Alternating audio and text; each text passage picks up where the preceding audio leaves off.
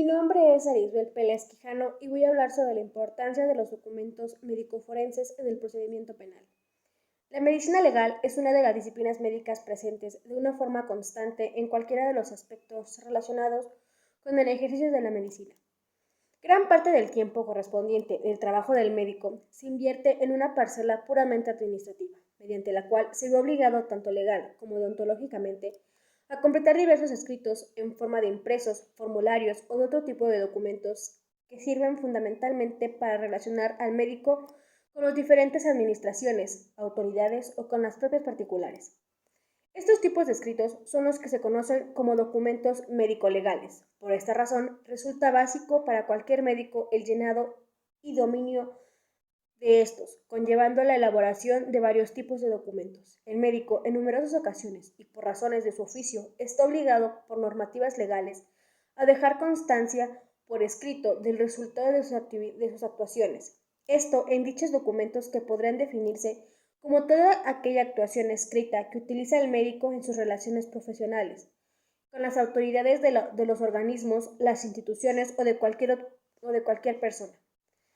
Estos documentos son muy diversos en cuanto a su estructura y a su finalidad. Su redacción está relacionada con el propio contenido del documento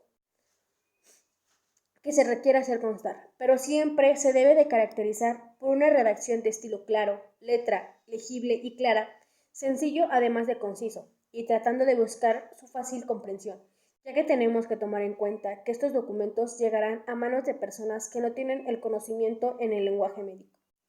Estos documentos se dividen en 4: judiciales, sanitarios, administrativos y laborales, y en estos destacan los partes, siendo un documento breve mediante el cual se comunica un hecho a una autoridad o al público.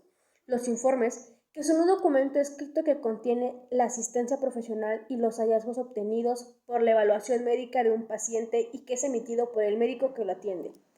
Los certificados, por otro lado, son documentos mediante el cual se deja constar un hecho. La receta es la cual se prescribe un fármaco o medicamento y la pauta de administración. El historial médico es la narración y explicación ordenada de los acontecimientos y hechos clínicos o médicos ocurridos en una persona. Todos estos se consideran una ciencia que ayudan al sistema penal acusatorio para establecer un dictamen, ayudando a la persona para poder clasificar lo que haya pasado en algún delito. En los documentos, el médico legista clasifica y explica las lesiones, heridas, quemaduras, intoxicaciones y las posibles armas con las cuales se realizaron, ayudando así a la investigación forense. En la actualidad, la medicina legal se lleva muy de la mano con el derecho para la impartición de justicia, por ser ciencias auxiliares. La medicina legal ayuda dando aportaciones importantes como la gravedad de las lesiones en el cadáver. Al encontrar el médico legal debe determinar si fueron hechas antes, durante o después de la muerte, haciendo una necropsia de ley para los casos desconocidos o dudosos. La cronología, que esto ayuda para poder determinar cuánto tiempo lleva el cuerpo sin vida y calcular la hora de deceso. Agente con la que se produjo.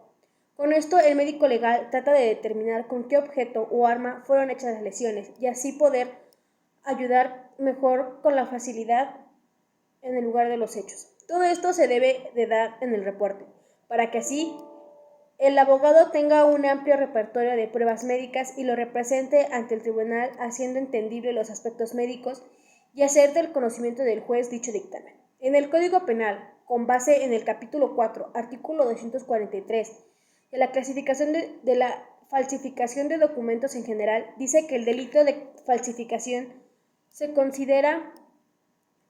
castigará tratándose de documentos públicos con prisión de 4 a 8 años y de 200 a 360 días de multa. En el caso de documentos privados, con prisión de 6 meses a 5 años y de 5 a 80 a 360 días de multa.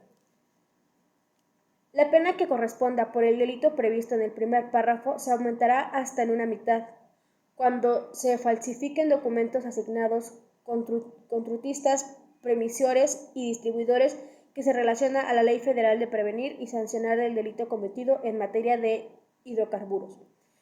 Por ello, los documentos médico-legales ayudan en su gran mayoría al derecho penal por las aportaciones dadas al procedimiento penal.